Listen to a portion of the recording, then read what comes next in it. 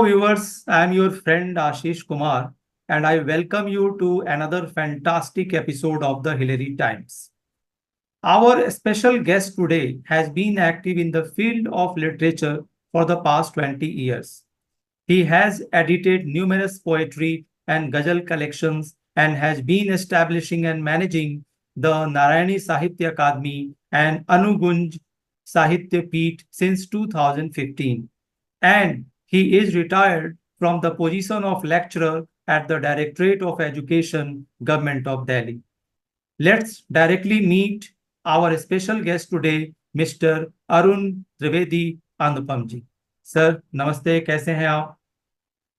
मौन अंतस का प्रिय जब गीत बन जाने लगे। नमस्कार नमस्कार, मैं ठीक हूँ, आप बताइए। बस बढ़िया सर। सर सबसे पहले जो मैं आपसे जानना चाहूँगा, पूछना चाहूँगा कि जी आपने एक जो शोध प्रबंध आपने तैयार किया था जिसका नेम जी था जी कि Shakespeare of the East versus Kalidas of the West. So जी माय जी। Question is why did you compare Shakespeare specifically with Kalidas? Tulsidas ji के साथ क्यों नहीं, कबीर दास के साथ क्यों नहीं, या किसी और के साथ क्यों नहीं? And one ji more ji question is, what aspects did you consider while working on this research paper? वो क्या कारण थे? देखिए, बहुत अच्छा प्रश्न आपने किया कि कालिदास के साथ ही तुलना शेक्सपियर की क्यों होती है, तुलसीदास या कबीर के साथ, या इन चीजों की, इन दूसरे जो हमारे साहित्यकार रहे उनके साथ में उनकी तुलना क्यों नहीं होती। हम्म। सबसे बड़ी बात है, मैं एक बात बताना चाहता हूं कि जब ये बात कही गई कि कालिदास मतलब शेक्सपियर को कहा गया कि Shakespeare of the east Kalidas को कहा गया, इस पर बहुत सारे बुद्धिजीवियों ने इस पर चर्चा की और इस बात का खंडन किया और इस बात का बड़ा विरोध हुआ हमारे समाज में, भारतीय समाज में। लेकिन मैं नाम नहीं लेना चाहूंगा, कुछ यूनिवर्सिटीज ऐसी थी जो ये चाहती थी कि इस चीज को बाकायदा इस तरह कहा जाए कि कालिदास ही शेक्सपियर ऑफ ईस्ट है। जबकि सभी लोगों का मानना है, जो मेरे रिसर्च पेपर थे, जो मेरी जो थीसिस थी, जो मैंने लिखा, जो मैंने पूरा इसका देखा, तो मैंने ये महसूस किया कि जब कालिदास की जो एग्जिस्टेंस है वो शेक्सपियर की एग्जिस्टेंस के बहुत पहले की है। यानी मान के चलिए, जब बाणभट्ट ने छठी शताब्दी में उनके बारे में जब लिखा, हरिश्चरितम में उन्होंने सबसे पहली बार कालिदास का जिक्र किया, तो ये बात थी छठी शताब्दी की। तो इसका मतलब ये है कि कालिदास का जो एग्जिस्टेंस है, कालिदास का अस्तित्व जो है, पांचवी और छठी शताब्दी के बीच में मानना चाहिए। जबकि शेक्सपियर जो थे, शेक्सपियर वो 15वीं शताब्दी की बात, 1564 के आसपास की बात रही होगी। तो 1564 में कालिदास के जो जो नाटकों की बात हुई है, कालिदास ने जो नाटक और नाटक के जो तत्वों का इस्तेमाल किया है, उन तत्वों के इस्तेमाल में शेक्सपियर जो बाद में आए हैं, तो शेक्सपियर को मतलब कालिदास को शेक्सपियर ऑफ ईस्ट कहना बिल्कुल गलत है मेरे हिसाब से। उनको ये और कहना चाहिए कि Shakespeare is the Kalidas of the west. ये मैंने इसको प्रतिपादित किया है अपनी थीसिस में, अपने शोध प्रबंध में। अब इसमें मैं कुछ चीजें जो डिस्कस आपके साथ करना चाहूंगा, कुछ पॉइंट्स हैं जो सिनॉप्सिस के रूप में मैं आपको बता देता हूँ कि इतने बहुत बड़ी है, 1108 पेज की ये शोध प्रबंध है, तो इतना सारा कुछ बताना मुमकिन नहीं होगा। लेकिन कुछ चीजें ऐसी हैं जो हमारे दर्शक समझ पाएंगे, हमारे श्रोता ये बात जान पाएंगे कि वाकई में हमारे साथ जो साहित्य के क्षेत्र में जो शेक्सपियर ऑफ द ईस्ट कह के कालिदास का एक तरीके से मैं सोचता हूँ कि ये एक अपमान जैसा है। खास चीज है कि क्या समानताएं हैं, क्योंकि अब मैंने कंपैरेटिव अकाउंट लिया है इनका। तो क्या चीज ऐसी थी जो कालिदास के लेखन में और शेक्सपियर के लेखन में एक जैसी थी? तो उसके लिए मैंने बहुत सारी उनके सारे जो नाटक हैं, अब जैसे शेक्सपियर जो थे वो प्रकृति के प्रति प्रेम रखते थे, ऋतुओं की प्रशंसा किया करते थे, क्षेत्र और आकाश की महिमा गाया करते थे, और जो धरती है और धरती के आसपास जो वातावरण है, पर्यावरण है, उन सब की चर्चा किया जाए। सेम चीज शेक्सपियर के नाटकों में भी वही थी, कालिदास के नाटकों में वही थी। अब शेक्सपियर की रचनाओं में ये जो समानता थी, उसके आधार पर अगर ये कोई कह दे कि Kalidas is the Shakespeare of east, ये पूरी बात मान लेते हैं कि उनमें समानताएं थी। अब इसमें कुछ चीजें ऐसी हैं कि जो अब उनका जन्म हुआ था 23 मई 1564 के आसपास, और इनकी जो उत्पत्ति है, इनका जो जन्म माना जाता है, जन्म के बारे में कालिदास के कोई खास अब हमारे पास प्रमाण नहीं है कि कालिदास का जन्म कब हुआ होगा, एग्जैक्ट क्या रही होगी, लेकिन ये बात क्लियर है कि 5वीं और 6ठी शताब्दी के बीच में उनका जन्म हुआ होगा। स्थान की भी बात करें तो कोई कश्मीर में कहता है, कोई हिमाचल की बात कहता है, क्योंकि मेघदूतम में और कुमार संभव में उन्होंने ये बातें की हैं, जहाँ शिव महिमा की उन्होंने बात की, शिव पार्वती की चरित्र की जो उन्होंने रचनाएं की और उस पर लिखा, तो उससे लगता है कि वो कश्मीर में पैदा हुए होंगे। और जो उन्होंने मेघदूतम में जो बात कही है, तो हिमालय की बातें बहुत सारी आई हैं, तो उन्होंने, लेकिन चर्चा और जो मुख्य विषय मेरा ये है कि जब उन्होंने ये कहा, उनकी नाटकों का, जो उनके नाटक थे अभिज्ञान शाकुंतला में, जिसका आर्थर फ्रैंकलिन ने अनुवाद किया, डब्ल्यू राइडर ने 1912 में उनका इसका अनुवाद किया, और अनुवाद करने के बाद मेघदूतम, मेघदूतम जो उनकी जो काव्य था, जो काव्य खंड था, जो लघु काव्य खंड कहना चाहिए, महाकाव्य तो नहीं था वो, तो मेघदूतम की क्लाउड मैसेंजर्स के नाम से डब्ल्यू राइडर ने, मेरे ख्याल से 1912 की बात रही होगी, 1912 में उसका अनुवाद किया। तो ये सारी चीजें, जब कालिदास की लेखनी से लिखे गए नाटकों का अनुवाद, जब वेस्ट के राइटर्स, वेस्ट के नाटककार, वेस्ट के जो बुद्धिजीवी वर्ग है, उनको देख रहा है, लिख रहा है, और उन पर रिसर्च कर रहा है, और उनके बारे में उनका अनुवाद कर रहा है, तो उस अनुवाद को हमारे भारत में, अगर आप एक बात विशेष रूप से मैं करना चाहूंगा कि आप वेस्ट में वहां जाएं, उनसे पूछें कि Shakespeare is the Kalidas of west, तो सारे वाकई जितने भी छात्रों के पूछे हु इज कालिदास, क्योंकि वहां पर कालिदास को महिमा मंडित नहीं किया गया। लेकिन हमारे यहाँ अगर ये पूछते हैं, कहते हैं कि Kalidas is the Shakespeare of east, तो कोई ये प्रश्न नहीं पूछता कि शेक्सपियर कौन है, क्योंकि शेक्सपियर को यहाँ महिमा मंडित किया गया।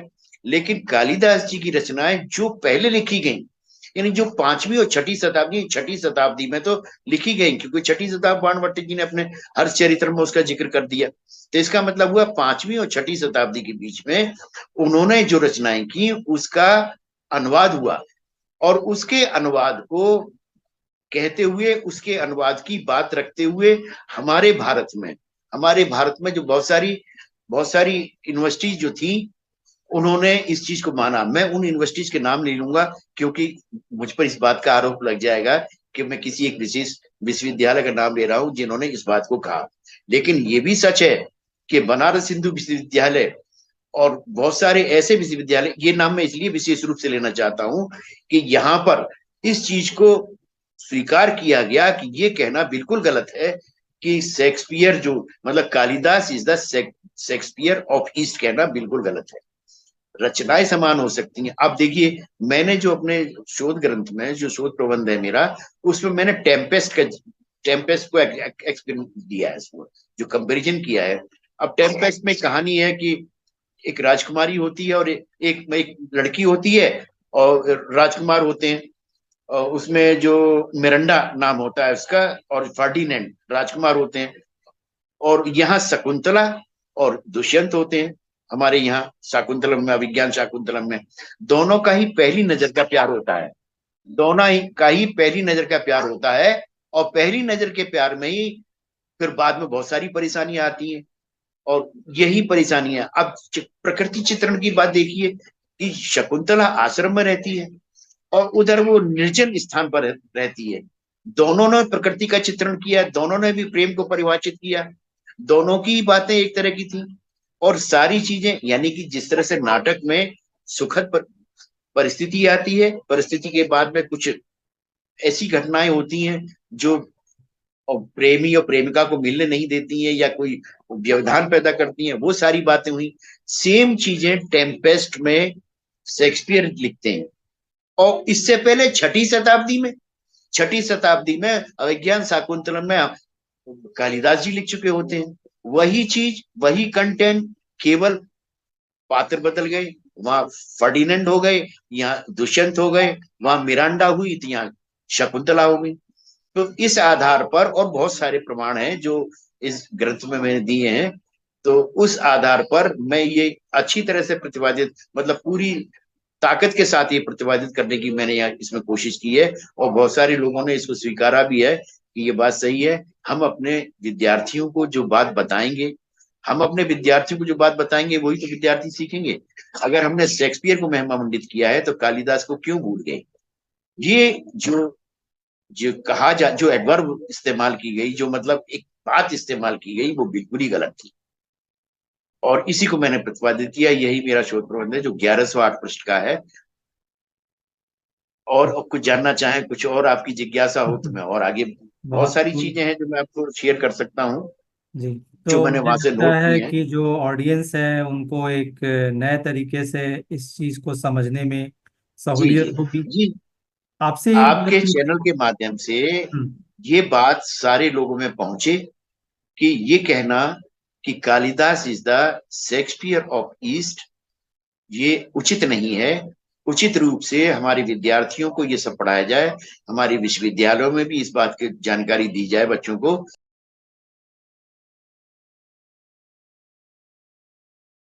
कि शेक्सपियर से पहले कालिदास जी ने जो लिखा है वो आज अद्वितीय है।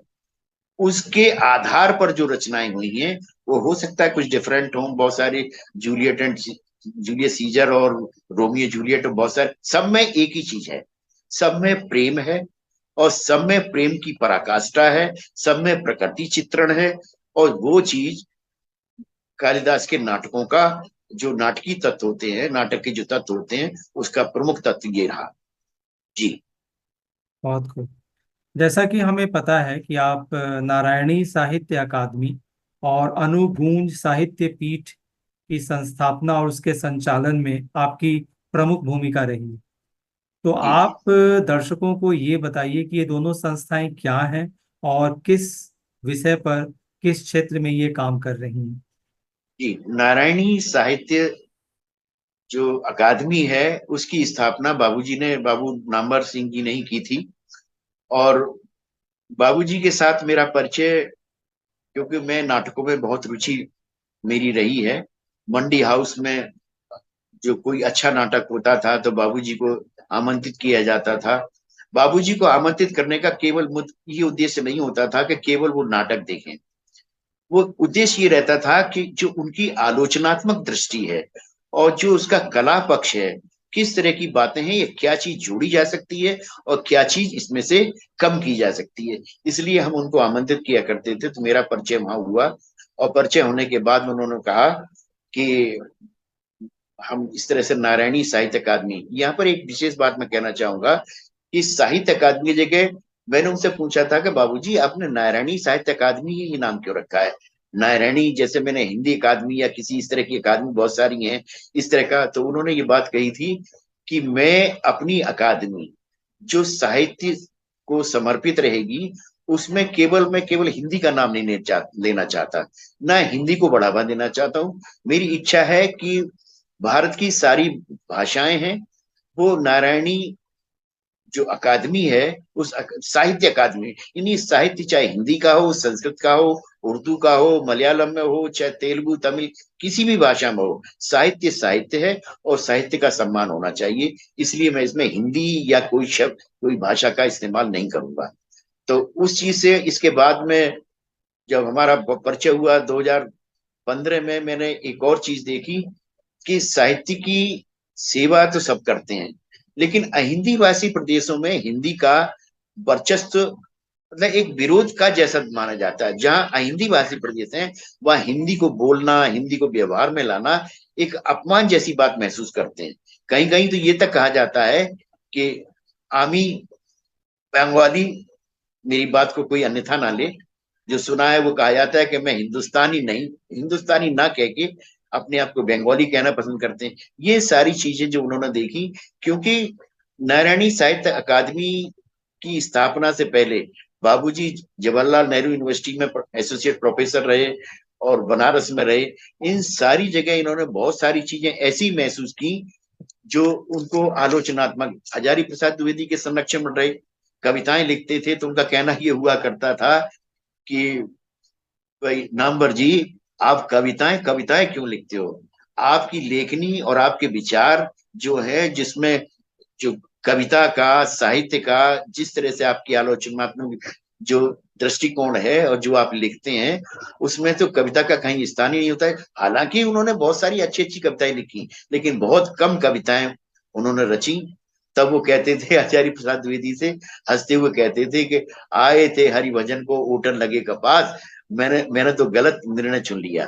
इसके बाद में बहुत सारी चीजें, कविताएं क्या होती हैं, और कविताओं में जो कविता के प्रतिमान जो उन्होंने एक पुस्तक लिखी थी, तो उसमें बहुत सारी चीजें ऐसी थी जिसके बारे में, मतलब साहित्य क्या होता है और साहित्य में कविता, मुक्त बोध की कविता का अंधेरे में, उसका उन्होंने अपनी इस पुस्तक में जिक्र किया। और ये वो एक बड़ा लंबी कविता थी, तो उनके हिसाब से होता था कि लंबी कविताओं में जो व्यंजनीय व्यवहार होता है, जिस तरह से वो शब्दों का इस्तेमाल करते हैं, और वो शब्द कैसे होते हैं, शब्दों का और उनका जो गूढ़ अर्थ होता है, उसको किस तरह उन्होंने प्रतिपादित किया।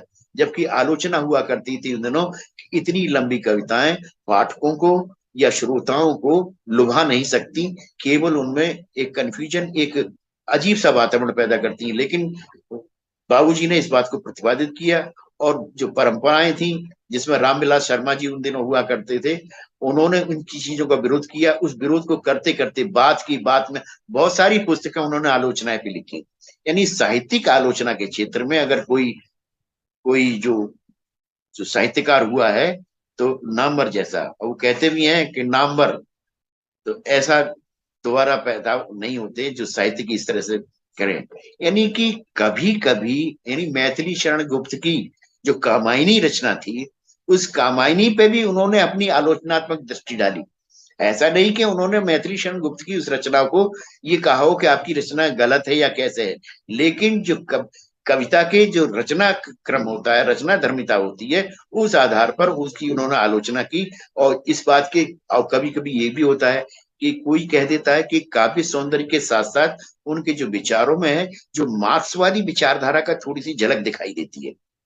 और इस मार्क्सवादी विचारधारा की झलक के कारण ही मुझे महसूस करता हूँ शायद यही बात रही होगी कि उन दिनों बनारस से उनको कम्युनिस्ट पार्टी से इलेक्शन के लिए बोल दिया गया, कि शायद उन्होंने सोचा कि शायद ये जो जो वामपंथी विचारधारा की बात करते हैं बाबूजी, शायद वामपंथी विचारधारा क्यों लड़े। वो अलग बात है कि वो उस चुनाव में जीत नहीं पाए, लेकिन राजनीति से उनका विलगाव हो गया एक तरह से देखें। फिर सीधे केवल साहित्य, साहित्य और साहित्य, आलोचना, समालोचना, ये बस ये चीजें थी जो उनके साथ रही। और मुझे खुशी है इस बात की कि आज इस चैनल के माध्यम से मैं बता पा रहा हूँ कि बाबूजी ने साहित्य के क्षेत्र में जो आलोचनात्मक प्रतिमान स्थापित कर दिए, शायद उन प्रतिमानों को छूने की बिरला ही कोशिश कर पाएगा। जी। बहुत सर, आजकल की जो जनरेशन है, सोशल मीडिया की जनरेशन, जी। उन्हें, वैसे ही ये जनरेशन थोड़ा पढ़ती कम है, तो इनको व्यू में रखते हुए आप थोड़ा सा तो आप डॉक्टर नामवर जी के बारे में बताइए, और साथ ही सोशल मीडिया जनरेशन के को व्यू में रखते हुए आप ये बताइए कि नामवर जी का होना और न होना साहित्य के लिए कैसा है, आप इसे कैसे जी। देखते जी। जी, अच्छा प्रश्न है। आज के परिवेश में कोई भी, सबसे पहली बात तो यह है कि पढ़ना कम हो गया है, लोग साहित्य को पढ़ते कम है, साहित्य को। और दूसरी चीज है कि पुस्तकों का जो पहले हुआ करता था कि एक पुस्तक की खोज में जाने कितने शहरों की खाक छानते थे कि ये पुस्तक इस शहर में मिलेगी, इस शहर में मिलेगी। और कुछ लोग हुआ करते थे उस पुस्तक को खरीदने के लिए कहाँ से, बनारस, इलाहाबाद, दिल्ली, जगह जगह घूमते थे। लेकिन आज वही पुस्तक वही पुस्तक उनके छोटे से गैजेट में समाई होती है। तो उन्हें ना तो मेहनत करनी पड़ती है, हर चीज अवेलेबल हो जाती है। तो जो उत्सुकता, जो श्रम उस चीज को सीखने में उस जमाने के एक साहित्यकार में हुआ करता था, आज के जो नई पीढ़ी है, जिस नई पीढ़ी की आप बात करते हैं, उनमें उतनी उत्सुकता, उतनी श्रम करने की ताकत नहीं रही।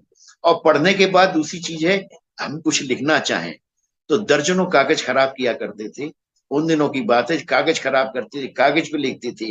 अगर मान लीजिए एक गजल लिख रहे हैं, उस गजल का अगर हमने मतला लिखा है तो उस मतले को कई बार आप खुद ही खुद खारिज करते थे कि नहीं, ये अच्छा नहीं लगा, या इसमें कहन पूरी नहीं हुई। लगातार उनको बदलते रहते थे। तो कहीं जाके महीनों 2 महीनों, कहते हैं ना कि एक गजल को लिखने में पसीने छूट जाते हैं। लेकिन आज क्या है, सब कुछ सिंपल, सब कुछ सिंपल। यानी कि ये अच्छी बात है कि मल्टीमीडिया के इस्तेमाल ने, फोन के इस्तेमाल ने, इंटरनेट के इस्तेमाल ने हमारी जो पहुंच है वो बढ़ा दी है। लेकिन साहित्य को पढ़ने का अभी भी ढंग मीडिया पर हमारी नई पीढ़ी को नहीं आया है। नई पीढ़ी केवल, अच्छा ठीक है, एक कवि कविता पाठ कर रहा है, अच्छा लगा तो उसकी कविता पाठ को सुन लिया। आपको ध्यान होगा शायद, आपके जमाने में भी एक कवि सम्मेलन होता था तो दूर दूर तक जाते थे। लेकिन आज अरे क्या करना है, कुछ दिनों बाद तो आ ही जाएगा, उस पर देख लेंगे क्या मिलना है। तो कवि सम्मेलनों में जो भीड़ कम होती है, उसका कारण भी यही है। और कवियों में जो कविता के प्रति, जो कविता धर्म है, उसके प्रति भी उनकी लगन कम होती चली आ रही है। और दूसरी चीज है, ये जो बहुत सारे जो साहित्यिक समूह बने हुए होते हैं, जैसे मैंने अनबुद्ध साहित्य पीठ है, उसका अलग उद्देश्य था, वो उद्देश्य पे बात करेंगे कभी। लेकिन जो दूसरे साहित्यिक समूह जो है, उस साहित्यिक समूह में ये अच्छा काम कर रहे हैं, मैं उनकी आलोचना नहीं करता। जितने भी साहित्यिक समूह हैं, जितने भी साहित्यिक चैनल हैं, वो साहित्यिक चैनल नव युवकों में, यानी युवा पीढ़ी में साहित्य के प्रति रुझान पैदा कर रहे हैं। और दूसरी चीज है, एक और चीज है कि जिस तरीके से पहले हुआ करता था कि एक फिल्म का हीरो बन जाना, एक कहानीकार बन जाना, एक कथाकार बन जाना, एक कवि बन जाना, और अपने आप को एक्सपोज करना, ये सारी चीजें मैं देख पा रहा हूं। नारायणी साहित्य अकादमी और जो अनुगुंज साहित्य पीठ है, ऐसे ही कवियों का, ऐसे ही नवयुगों का स्वागत करती है और उन्हें बताती है। और बहुत सारे जो छोटे छोटे कोर्सेज होते हैं, ऑनलाइन ही चलते रहते हैं साथ के साथ ही, जो उन्हें बताते रहते हैं कि देखो, कविता तुमने पढ़ी है या कोई शेर तुमने पढ़ा है, तो पहली चीज है कि शेर को लिखने के लिए क्या तरीका होना चाहिए, क्या मात्राएं होती हैं, क्या छंद होते हैं, क्या अरकान होता है, इन सारी चीजों को सीखने के बाद लिखेंगे तो आप जो जो आप सोचते हैं। और ये भी अच्छी बात, मैं इस बात को महसूस करता हूं कि हमारी सोच में और आज की युवा पीढ़ी की सोच में भी बड़ा अंतर है। वो हमसे ज्यादा अच्छा सोचती है। वो आज के सामाजिक परिवेश में आज की जो समस्याएं हैं, जो सामाजिक समस्याएं, उन पे हमसे ज्यादा अच्छा रेस्पॉन्स देती है। हम थोड़ा डर जाएंगे लेकिन वो खुलकर बोलते हैं। तो उनको बस यही, ये उद्देश्य लेके अकादमी और ये साहित्य अनुगुण पीठ जो इसमें करती है, वो यही मैं काम। इसमें मैं यह भी जी जी जानना चाहता था कि साहित्य की दुनिया में नामवर जी का होना और ना होना, ये जी। कैसा फर्क आप देखते हैं?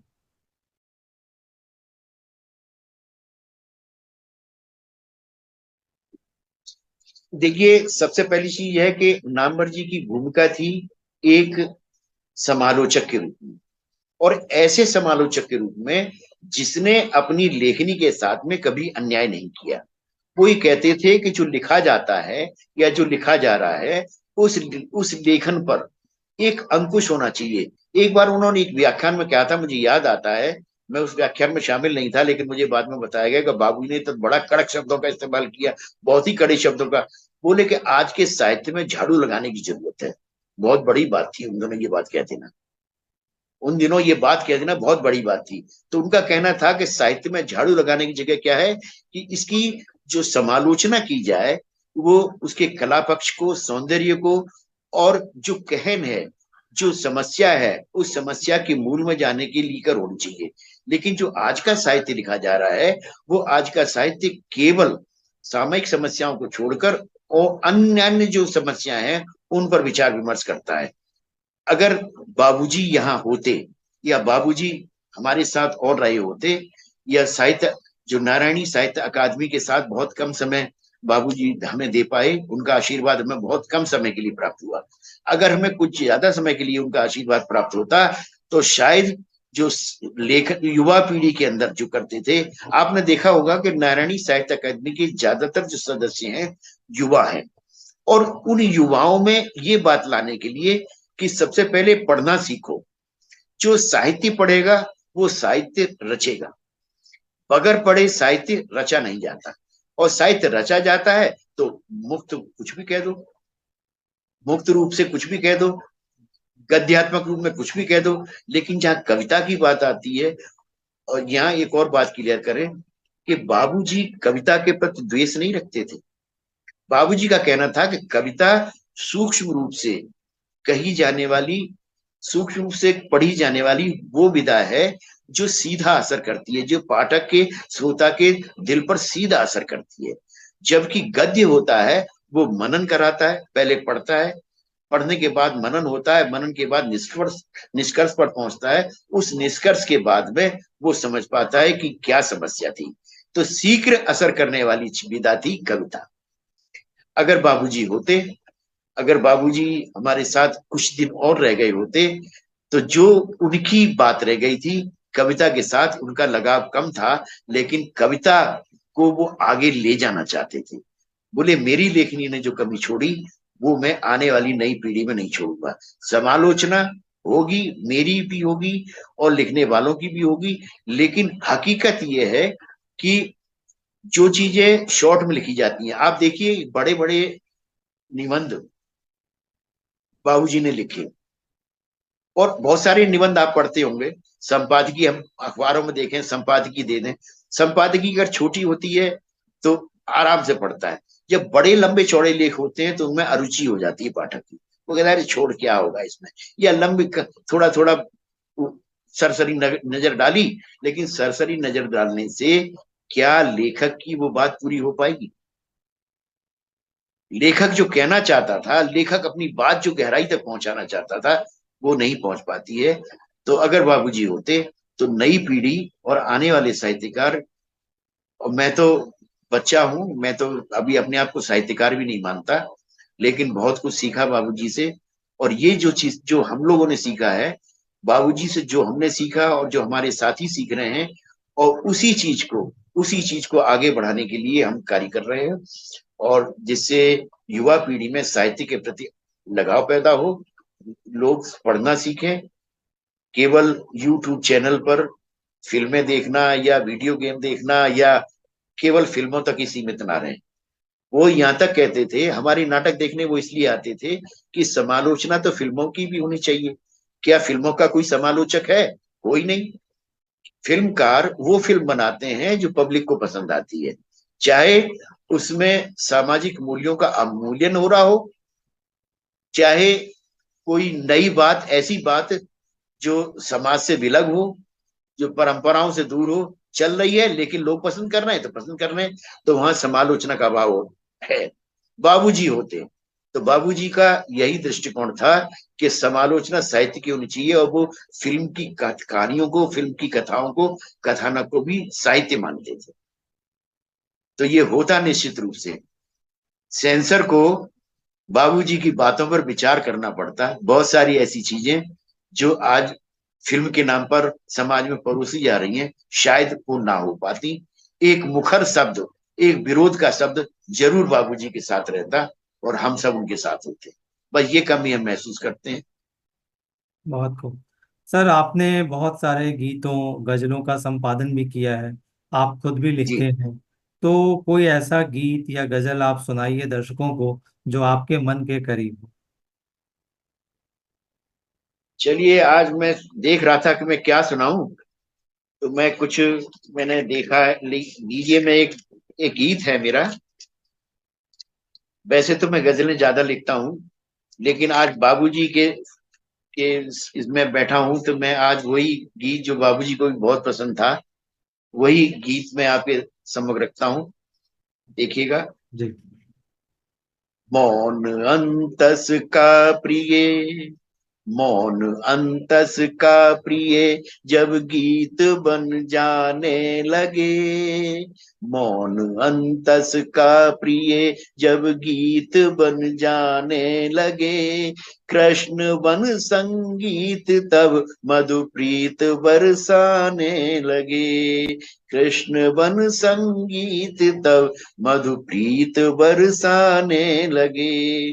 मोहनी सुरताल सी गति श्वास की चलने लगे, मोहनी सुरताल सी गति श्वास सी चलने लगे, योगिनी नित योग की बगिया वहां फलने लगे, योगिनी नित योग की बगिया वहां फलने लगे, आत्म का उद्बोध हो, आत्म का उद्बोध हो, श्रृंगार मन सजने लगे, कृष्ण वन संगीत तब प्रीत बरसाने लगे, मौन अंतस का प्रिय, मौन अंतस का प्रिय जब गीत बन जाने लगे, कृष्ण वन संगीत तब मधुप्रीत बरसाने लगे।